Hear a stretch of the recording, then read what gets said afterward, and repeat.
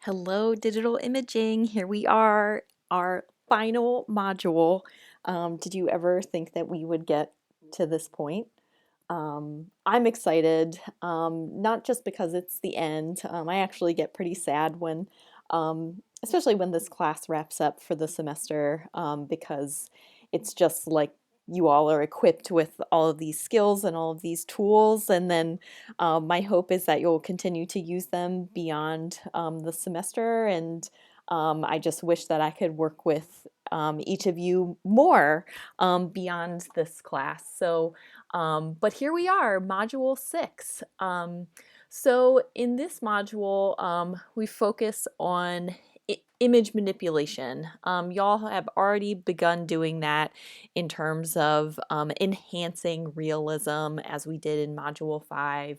But in this module, it's really about how can we distort reality. And part of that is through recognizing that all images that we see, even old photographs, are manipulated in some way, whether that's just punching up lights or darks.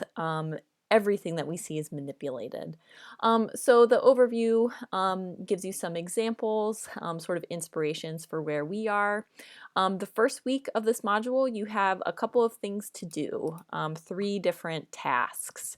If we were meeting in class this week, we would be looking through children's books, which was really fun last semester, sort of getting you all to think about storytelling, especially when images are primarily driving the story. And this is sort of a preview of what the final project is as well, which I'll get to. So I have linked to a children's book collection site through the Library of Congress. For your learning journal this week, you're going to be listening to this episode called Breaking News from a podcast program called Radio Lab, which is one of my favorites. And you will reflect on that in your learning journal. That's due by midnight on Sunday the 19th. So there's the link there to the Learning Journal forum itself. You have a presentation. We would be doing these in class, like you would each be giving a presentation, but you're just going to upload a PDF or PowerPoint version based on these instructions attached here.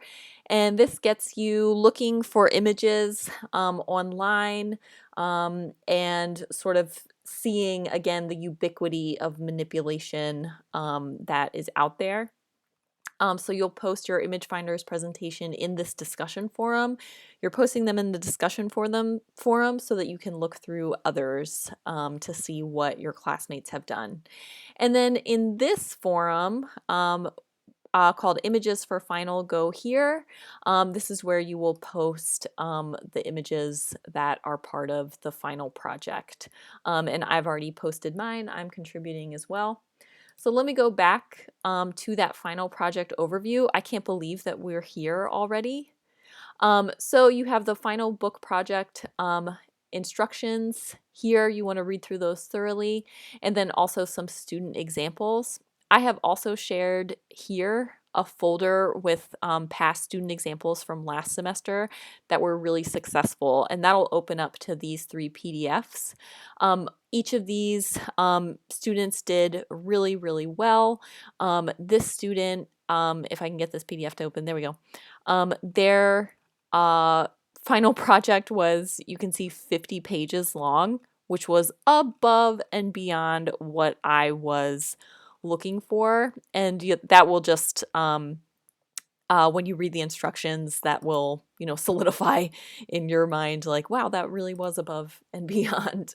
The minimum page count that I'm looking for is 8, and that student produced a 50-page final. So they did excellent, and these other 2 are great examples as well.